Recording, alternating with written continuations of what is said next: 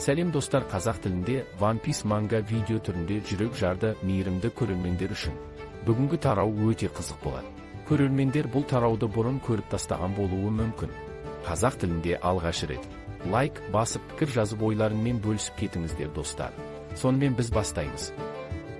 Сонымен 1154 тараумен тіпті өледе алмаймын деп аталады. Бұл атаудың астарында не жатқанын алдағы оқиғалардан білесіздер. Алдын ала ескерткенімдей, дайын болыңыздар, белдіктеріңізді тағыңыздар. Өйткені бұл One Piece тарихындағы ең үздік тараулардың бірі деуге толық негіз бар. Мұны мұхаба бетіндегі оқиғалардың өзі дәлелдей түседі. Онда Яматоның таңғажайып сапары жалғасып, оны өте көне әрі ежелгі бір қабірге алып келеді. Аңызға сенсек, бұл жерде кезінде West Blue теңізінде дүниеге келіп, кейін Ринго өңірінде өскен ұлы батыр мәңгілік тыныстап жатыр. 3 рет ойланбай-ақ айтыңызшы, сөз кім туралы болып тұр? Әрине, бұл атаңызға айналған самурай Рима. Тіпті мұхабаның өзінде ақ жанкүйерлерді елең еткізетін үлкен құпия жасырылған. Сол күні бәрі өзгерді. Ирса, қазір біреу Эльбафтағы алапат өрттің дәл ортасында жүріп, бүлік шығаруды жалғастырып жатыр. Ярл ақсақалының сенімді серігі, ұзын сақалды Йорл жас қызбен қақтығыс кезінде қаза тапты. Осыдан кейін оқиға бізді өткендегі ең қорқынышты күндердің біріне жетелейді. Үлкен ана Эльбафта ойран салған күнге. Адам болса да, ол алыптар ауылының жартысын тас-талқан етіп қиратқан еді. Сол кезде оның есімі Шарлотта Линнен болатын. Ол бала кезінен-ақ қорқынышты күшке ие еді. Тіпті алыптардың өзі одан үрейленетін. Эльбафта болған сол қайғылы оқиға алыптардың жадында мәңгілік жара болып қалды. Осыдан кейін оқиға бізді өткеннің ең қорқынышты күндерінің біріне алып барады. Бұл Шарлотта Линнен Эльбаф жерінде ойран салған күн еді. Адам нәсілінен шыққанына қарамастан, ол алыптар ауылының жартысын қиратып жіберді. Кейіннен ол теңіздегі ең әйгілі қарақшылардың біріне айналып, үлкен ана деген лақап атқа ие болды. Уақыт өте келе Биг Мам 4 императордың, Йонколардың бірі атанды. Флешбек жалғасуда. Артқы дауыстың баяндауы басталады. Сол жылы Эльбафта бұрын-соңды болмаған оқиғалар орын ала бастады. Апаттар бірінен соң бірі тоқтаусыз жалғасты. Өрттер, жойқын дауылдар мен қақаған аяз егіс алқаптарын күл-талқан етті. Қатал табиғат балық аулау кәсібіне де ауыр соққы беріп, соның салдарынан бір кездері бай әрі гүлденген өлкеде алапат ашаршылық орнады. Кадрларда біз осы қасіреттің салдарын анық көреміз. Жердің бәрін қалың қар басқан, халық аштық пен жоқшылықтың азабын тартуда. Мұндай ауыр күндерге дейін Эльбафта ешқашан мұндай жағдай болмаған еді. Бірақ бәрі белгілі бір оқиғалардан кейін күрт өзгерді. Ал енді оның шын себебін білетін боласыздар. Барлық бәле осы баланың кесірінен болды. Еліміз қарғысқа ұшырады. Ол әлі күнге дейін қалай тірі жүр? Деп өзін жылдың үздік анасы санайтын Астрид сандырақ сөздерін жалғастыра береді. Тіпті жергілікті жақтастарының өзі оның бос әңгімесіне сенгісі келмей. Сол бір сәтте, өлім аузында төсекте жатқан Астрид барлық күнәні өзгеге артып, бәріне кінәлі етіп көрсетуді жалғастырды. Бір күн бұрын терезеден лақтырып жіберген жаңа туған сәбиі осынша жерге қалай жетіп, есікті бұзып өтіп, сүйікті анасына келгеніне таңғалуда. Ол бізге қарап тұр, деп әлсіз әйел айқайын жалғастырды. Бейшара сәби анасын сағына еңбектеп келді. Өтінемін, өзіңізді қолға алыңыз, деп оны әлгі сорлы күтуші сабырға шақыруға тырысты. Оны бұл жерден алып кетіңдер. Мына құбыжықты маған жолатпаңдар. Жаңа туған ұлын қабылдаудан бас тартқан ана сөзін жалғастыра берді. Нағыз жыл анасы. Бейшара сәби болса, бар болғаны анасының құшағына барғысы келген еді. Локидің алып денесіне назар аударыңыздаршы. Ол небәрі бір күндік сәби болса да бойы ересек алыптардың деңгейіне жетіп қалған. Локи, тоқтаңыз. Мұнда келуге болмайды. Ештеңені түсінбеген жылдың үздік анасы, бұл зұлмат, қайғыны Локиден көруді тоқтатпады. Оқиға Эльбафты жайлаған ашаршылық кезеңіне ауысады. Қатты қарным ашып тұр, анашым. Кешірші, бұл соңғы үзімнан еді. Баласын бауырына басқан алып, ана оны жылытуға тырысады. Не ойлап тұрсың? Адамдарды тонайық. Біздің ел әрдайым сонымен танымал емес пе? Тоқта. Эльбаф тұрғындары ар намысты жауынгерлер. Тіпті алып жауынгерлері елінде де тонау мен тәртіпсіздік басталады. Ең абыройлы адамдардың арасынан да арам пиғылдылар табылды. Кенеттен аңшылар ауылының тұрғындары шабуылға ұшырайды. Қалжыңдап тұрсың ба? Олар көрші ауылдарға да шабуыл жасаған сияқты. Қаруларыңды алыңдар. Олардың бүлік таратуына жол бермеңдер. Осылайша ел ішінде өзара қақтығыстар басталып кетеді. Сыртқы дауыс сөзін жалғайды. Эльбаф халқы бір тұтас көзқарасымен танымал болғанымен, елдегі тәртіпсіздік тоқтамады. Азаматтар арасындағы қақтығыстар күнделікті жағдайға айналды. Ауыр кезеңнің қысымымен жанжалдар одан әрі күшейіп, көптеген адамның өмірін жалмады. Хаос бүкіл елге таралып, халық саны біртіндеп азая бастады. Сол кезде біреулер елді дүрліктірген қауесет таратты. Барлық бақытсыздықтың себебі жақында дүниеге келген сәби екен. Осылайша кінә жазықсыз ханзада Локиге жабылды. Шынымен де қорқынышты күндер басталды. Хайрудин мен анасы Иданың бөлмесіне ашуға булыққан алып кіріп келеді. Оның ойында бір сұмдық бар еді. Хайрудин, әлгі мақұлық бұл елді толықтай құртып тынбайынша қарғауын тоқтатпайтын сияқты. Сонда кішкентай Хайрудин аң-таң болып: "Не айтып тұрсыз, көке?" деп сұрайды. "Сен оның ағасысың ғой. Ендеше оның кесірі үшін сен жауап бер." Осылайша ашуға берілген алыптар жазықсыз Хайрудинге тап береді. "Міне, сендер маған мақтап жүрген Эльбафтың даңқты жауынгерлері. Осындайлардың арасында да арсыздар мен қатыгездер бар екен ғой." Сол сәтте әлемдегі ең мейірімді ана Ида баласын қорғауға ұмтылады. "Менің балам әлемдегі ең сүйкімді бала. Ол әлі ұзақ жылдар өмір сүреді." Бірақ ашуға булыққан алып оның тамағынан ұстап алып, балтамен шабуға оқталады. "Үніңді өшір, Ида. Сен Харальдты алдап соққан алаяқсың." Алайда қайсар Ида берілмейді. "Жоғал әрі. Махаббаттың шекарасы болмайды." Кішкентай Хайрудин анасын қорғауға тырысады. Дәл сол кезде күтпеген оқиға орын алады. Алып қара қол зу етіп кіріп келеді. "Тоқтаңдар," деді король Харальд. Бір ғана сұрапыл соққымен Харальд дәуді жерге жайратып салады. Кішкентай Хайрудин қорыққанынан айқайлап жібереді. Ида баласын құшағына қысып, барынша қорғаштай түседі. Харальд өз еліндегі тәртіпсіздікті тоқтату үшін келді. "Бауырларым, бір-біріңе зиян келтіруді доғарыңдар. Мәртебелім, Локидің дүниеге келгенін естіген күні-ақ елімізді жайлаған ашаршылық туралы хабар алдым. Мен бізбен достық қарым-қатынастағы мемлекеттермен ақылдастым." Жағдайды ести сала олар бір ауыз қарсы сөз айтпады. Керісінше кемелеріне азық-түлікті тиіп, дереу көмекке аттанды. Адамдар бізге қарағанда кіп-кішкентай болып көрінгенімен, олар бірлік танытып, алыптарға қол ұшын созды. Солардың арқасында аман қалуға жететіндей мол азық-түлікке қол жеткізді. Харальд бұл сөздерін бүкіл Эльбаф халқына арнап айтты. Міне, One Piece тарихындағы ең әсерлі көріністердің бірі. Шынында да көптеген патшалықтар Эльбафқа азық-түлік тиеген кемелерін жіберген еді. Бұл сол заманның нағыз ұлы оқиғасына айналды. Ендеше олардың көмегін ризашылықпен қабылдайық. "Бауырларым, бәріңде тойып тамақтаныңдар. Уа, неткен алып арал. Біз ол жерге қалай кіреміз?" Эльбафқа келген кемелер аралдың кіреберіс жолын іздеп әлек болып жатты. Осылайша алыптарды Харальд құтқарып қалды. Ашаршылықтан аман қалған халық оның көмегін ешқашан ұмытпады. "Бір күні оларға біздің көмегіміз қажет болса, біз де бұл жақсылықтың қарымын қайтарамыз. Өйткені бәріміз бір-бірімізге тәуелді, өзара байланысқан әлемде өмір сүріп жатырмыз." Иә, өте керемет айтылған сөз. Диалог жазушылар мен жазушыларға үлкен рахмет. Оқиға ары қарай аза тұту бөлмесіне ауысады. Патшайым Астрид Харальдтың оралуына бір күн қалғанда көз жұмған екен. Ел арасында барлық апаттар Локидің қарғысының кесірінен болды деген қауесет тарай бастады. Ол өз туған баласын жек көрген күйі азап шегіп қайтыс болды. Кадрларда Харальдтың бұрынғы әйелін жоқтап отырғанын көреміз. Алайда ол қандай жаман жаннан айырылғанын әлі білмейтін еді. Әрине, Эльбаф тұрғындары патшайымның өлімінде Локидің қарғысымен байланыстырды. "Локи, ұлым." Харальд алғаш рет кішкентай сәбиді қолына көтерді. "Қарасаң, кішкентай ғана Локи." Сол сәтте қызметшілер Харальдқа: "Локи ханзада көз ауруымен дүниеге келген" деп баяндады.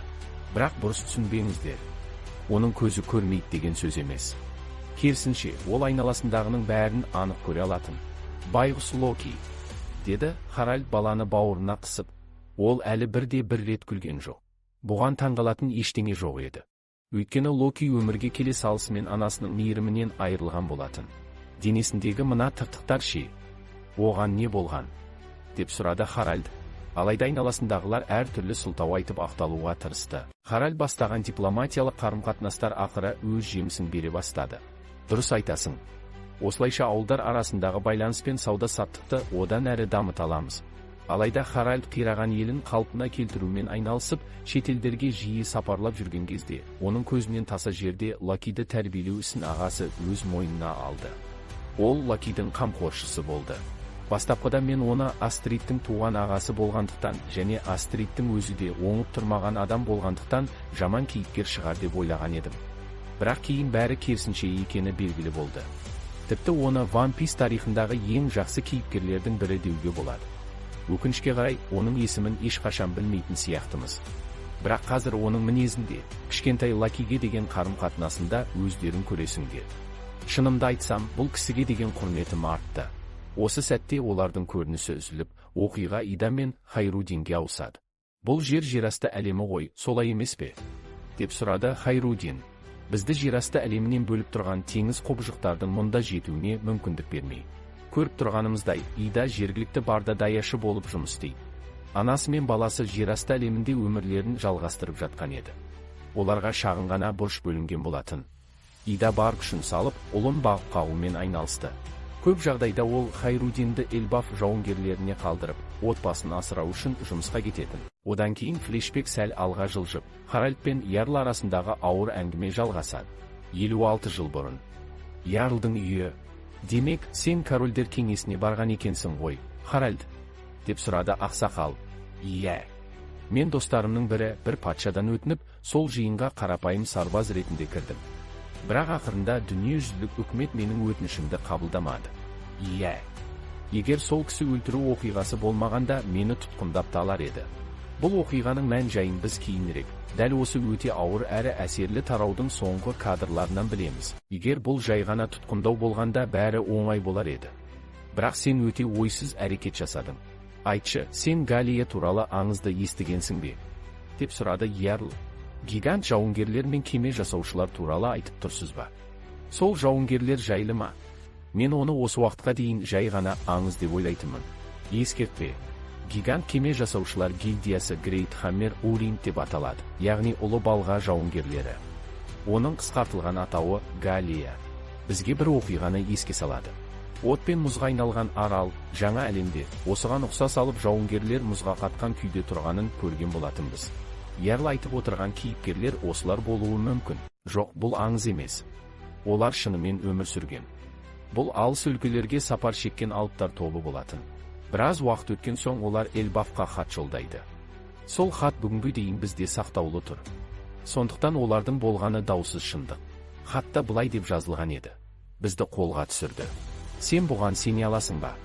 100 деген алыпты, тіпті ежелгі алыптарды да тұтқынға алған біреу болған. Мұның артында дүниежүзілік үкімет тұр деп ойлайсың ба? Бәлкім өткен заманда қандай да бір ұлы жау болған шығар. Бірақ бір күні бұл жердің тарихы мұхит түбіне бірге кетіп, із-түзсіз жоғалды. Тағы да қараңғылыққа көмілген тарих. Ал ежелгі дәуірде Эльбафтың ең күшті алыптарын кім жеңгені әлі күнге дейін жұмбақ күйінде қалып отыр. Егер бар ықыласың мен шынайылығың нәтиже бермесе, өзіңді жазғырудың қажеті жоқ. Бірақ сонда ол қандай жау болды екен? Харальд осыны ойлап қалды. Әрине, оның ойына инсаманың қатысы бар деген күдікке кіріп шықпаған еді. Ярл сөзін жалғастырды. Маған бір жерде көптеген алыптардың мұз болып қатып қалғаны туралы хабар жетті. Сондықтан ұмытпа, бізде кезінде бүкіл әлемге зиян келтірген тайпаның ұрпағымыз. Харальд бұл сөзбен келісті. Иә, мен мұндай жағдайдың болатынын алдын ала білгенмін. Осылайша олар панк, хазартта мұзға айналып қалған алыптардың рухына тағзым етті. Кейін оқиға қайтадан сарайға ауысады. Сол жерде Локиге қамқор болған ағасының оған айтқан сөздерін естиміз. О, жас Локи сама. Сен менің сүйікті қарындасымды қарғап, ажал құштырдың ғой. Неткен бұзықсың сен. Бірақ бұл сөздерді ол жек көріп емес, керісінше мейіріммен айтып тұрғанын көреміз. Осы сәт оның жаман адам емес екенін аңғартады. Әрине, сөйлеу мәнері бір түрлі әрі қаталдау көрінеді. Бірақ оның астарында Локиге деген шынайы қамқорлық пен сүйіспеншілік жатыр. Бүгін тағы қандай бәлені бастап жүрсің? Деп ол әдеттегідей кішкентай Локиге зекіді. Осылайша біз ең күшті алыптың біртіндеп есейіп келе жатқанын көреміз. Алайда айналасында бір түрлі жағдайлар орын ала бастады. Әуелі оның бақ жұлдызындай болған аты аяқ астынан өлді. Артынша жер асты әлеміндегі қамқоршысы қаза тапты. Өкінішке қарай, Локиді шын жүректен жақсы көрген әлгі бейшара ағасының да өмірі қиылды. 48 жыл бұрын Эльбафта 8 жаңа тармақ құрылып, соның арқасында көршілес ауылдар арасындағы байланыс пен сауда-саттық дамып, ел біртіндеп біріге бастады. Менің арманым әлемдегі барлық елдерді бір-бірімен біріктіру. Алыптар жер жүзінің түкпір-түкпірінде өмір сүреді. Байқасаңыздар, бұл арман Луффидің мақсатына да ұқсайды. Өйткені шын мәнінде One Piece әлемді қайтадан бір тұтас құрлыққа айналдыру идеясымен сабақтас. Харл Сама. Алға қарай ұлы мәртебелі Харл Сама. Эльбаф халқы түгелдей жиналып, өз билеушісін қолдап жатты. Сен өте бақытты көрінесің, Хайрудин. Алайда сарай маңындағы адамдар оны мазақтап, ауыр сөздер айтты. Ол корольдің заңсыз баласы ғана. Нағыз ханзада тек Локи. Бейшара баланы осылай қорлап, кемсіте берді. Ал кішкентай Локи де Хайрудинді келе-келеп оны аяусыз мазақ етті. Сен жай ғана керексіз біреусің. Карл Сама қайтадан олар Эльбафқа келді. Жағдай өте қиын. Олар жақындап келеді. Сақ болыңдар. Балаларды құтқарыңдар. Оларды үйлерге жинаңдар. Эльбафтың үстін үреймен дүрбелең басып кетті. Карл Харлды өз жорықтарына кеткен кезде, Локи Эльбафтың түкпір-түкпірінде ойран салып жүрген екен. Оларды жойыңдар. Бұл ең күштілердің елі. Әлсіздерге мұнда орын жоқ, деп ол айқайлап жүрді. Патша жоқ кезде Локи ауылдардың берекесін қашырып, ел ішіне хаос таратуды жалғастырды.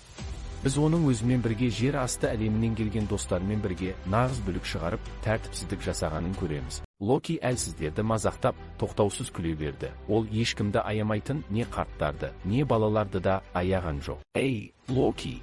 Оны тоқтатпақ болған кішкентай Хайрудин еді. Жасы кіші болса да, ол Локидің туған ағасы болатын. Әкем сонша еңбекпен тұрғызған ауылдарды қиратуды доғар. Менің әкемді әке деп атама. Деп ашуланды Локи. Локидің ойынша әкесінің ұстанған жолы мүлде қате еді. Оның басқа нәсілдермен, жәндікке ұқсайтын ұсақ халықтармен достасуға тырысуын бос әурешілік деп санады. Сол кездегі Локидің дүниетанымы дәл осындай болатын. Әрі оның неге бұлай ойлағанын түсінуге де болады. Ал Хайрудин болса оған қарсы. Барлығына бірдей қара. Алып болғаның үшін өзіңді өзгелерден жоғары санама. Ханзада болғаның үшін тәкаппарланба деді. Бірақ Локи бұл сөздерді тыңдағысы келмеді. Ол Хайрудинді ұстап алып, басын тасқа соғып жіберді. Хайрудин, әй, Герт, жақындама. Әйтпесе Локи сені оның қызы деп ойлап қалады. Сол кездің өзінде ақ жұрт Герт пен Хайрудинді жарастырып жүргенде еді. Бірақ Герттің өзі де біздің Накамадай қайсар қыз болатын. Ол біздің досымыз, ақымақ, деп жауап берді ол. Шетте тұрған Локи Хайрудинге көмектесуге жүгіріп келген достарына қарап тұрды. Ішкі жан дүниесінде ол дәл осындай достық пен бірлікті қызғанатын. Бірақ оны ешқашан сыртқа білдірмейтін. Балалық жүрегінің түкпірінде жалғыздық сезімі жатқан еді. Сен еткен жиіркенішті жансың, Хайрудин. Локи оны үнемі кемсітіп, мазақ етумен болды. Алайда шын мәнінде Хайрудиннің жанында адал достары бар еді. Ал бейшара Локи болса, жалғыздықта өмір сүрді. Осы жерде ойланып көріңдерші. Шын мәнінде кімнің тағдыры ауыр болды екен? Жетер, жас мырза. Ол да ұлы мәртебелі патшаның ұлы ғой. Ол да сіз секілді ханзада. Оны ханзада деп атамаңдар. Бұл сөзден Локи қатты ашуланып, өзін тоқтатпақ болған алыптарды бір соққымен ұшырып жіберді. Қанша жерден бүлік шығарып, айналасына қанша қасірет әкелсе де, Локидің жүрегіндегі терең жара ешқашан жазылмады. Біз оның шын мәнінде бақытсыз бала болғанын көреміз. Тіпті ол өзін жартастан төмен тастап, өмірімен қоштасуға да әрекет жасаған. Бұл кезінде Астрид оны алғаш рет итеріп жіберген жер еді. Бірақ ол қанша құласа да, дәл Кайдо секілді аман қалатын. Басымен түссе де өле алмайтын. Кейін оның көздерінің сау екенін көреміз. Соған қарамастан ол көзіндегі таңғышты шешпей жүрді. Демек, оның жан дүниесіндегі адамдық қасиет әлі де толық жоғалмаған еді. Өйткені ол таңғышты шешіп тастап, адамдарды өзінің қарғысты көздерімен қорқыта беруіне болатын еді. Әзірге бұл ашып көрсетілмегенімен, біреу одан сол таңғышты тағуды сұраған сияқты. Адамдар өзін қауіпсіз сезінсін, оның көздері енді ешқандай қарғыс әкелмейді деп ойласын деген шығар. Мен тіпті өле де алмаймын. Кішкентай Локи дәл Кайдо секілді терең үмітсіздікке батқан еді. Бірақ дәл сол сәтте оның маңындағы алып жартас қақ айырылып кетеді. Бұл аралда не болып жатыр өзі? Кіреберіс қайда? Деген дауыстар жан-жақтан естіледі. Осы кезде кішкентай Локидің айналасындағылар абыржып, шу көтере бастайды. Бейшара жануарлар қорқыныштан қалшылдап, жан-жаққа бытырай қашып жатты. Ого, біз біреуді таптық. Бұл алыптардың кішкентай баласы екен. Локидің алдында күтпеген әрі өте ерекше топ тұр. Рокс қарақшыларының алғашқы құрамы. Ал енді дайын болыңыздар, дәл қазір бәрі күткен оқиға басталмақ. Мына баланың түрі нағыз шайтанның өзіне ұқсайды екен ғой. деп жылап тұрған бейшара Лакиге қарап алтын арыстан Шики қарқылдап күлді. Неткен алып еді. Тіпті алыптардың өзіне де ерекше үлкен көрінеді. Әлде, жылап тұрма, деп таңғалды ақсақал Белауыз. Ал енді назарларыңды салыңдар. Бүгін бәріміз жиналған ең маңызды сәт дәл қазір басталмақ. Алда сондай бір үлкен ашылу болады. Сонша құпияның беті ашылады, тіпті естерің шығып кетеді. Сондықтан дайын болыңдар. Қазір мен әңгіменің ең қызық әрі маңызды бөлігін көрсетемін. Харальд 8 күн бұрын патшалар жиналысында кездескен адам дәл осы еді. Ол теңіз флотының адмиралын өлтіріп, қашып кеткен болатын. Қазір оны дүниежүзілік үкімет іздеп жатыр. Басына орасан зор сыйақы тігілген. Оның есімі Рокс Ди Зебек. Тіпті осы есімнің өзінде үлкен құпия жасырынған. Ол өз дәуіріндегі Голд Роджер секілді инициалын жасырған болуы мүмкін. Бірақ бұл жайында сәл кейінірек тоқталамыз. Ал енді тарауды жалғастырайық. Жарайды, балақай. Мен келесі екі сұрағыма тек иә деген жауап естігім келеді. Біріншіден, бұл алыптардың елі Эльбаф қой. Екіншіден, Харальд осында ма? Дәл осы сәтте аңыз тұлға сахнаға шығады. Соңғы түсіндірме жазуда. Рокс Ди Зебек болашақта Рокс қарақшыларының капитаны әрі Йонка Қарасақалдың Тичтің әкесі. Ал енді осы беттің астарындағы сұмдық ақпараттарды талдауға көшейік. Мұнда ашылып жатқан мәліметтердің ауқымы өте үлкен. Бастайық, талқылайтын нәрсе жетіп артылады. Ең алдымен, Рокстың Тичтің әкесі екені расталғандай. Ұқсастықтары көзге бірден түседі.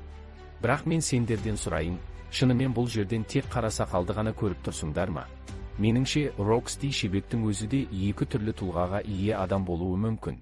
Бұған оның шашының ақ пен қара болып екіге бөлінген бейнесі ишара жасайтындай. Оның үстіне жасаған қимылы да ерекше назар аударады. Осыдан келіп кейбір теориялар пайда болуда. Кейбіреулер Рокстың екі түрлі өліс жемісінің күшін қатар пайдаланған болуы мүмкін деп болжайды. Біріншісі Ями Номи, ал екіншісі тағы бір аса қуатты жеміс болуы ықтимал. Достар, осымен 1154 манга One Piece аяқталды. Рокс жайлы аңыз басталды. Бұл манга тарау көп көрермендер үшін ерекше. Тарау болды көптен бері аты аталып түрі көрсетілмеген кейіпкер болатын. Келесі аптаға дейін аман сау болыңдар. Лайк басып тіркеліп қолдау білдіріп кетіңіздер. Қазақ тілінде манга тарау аударған Елдос.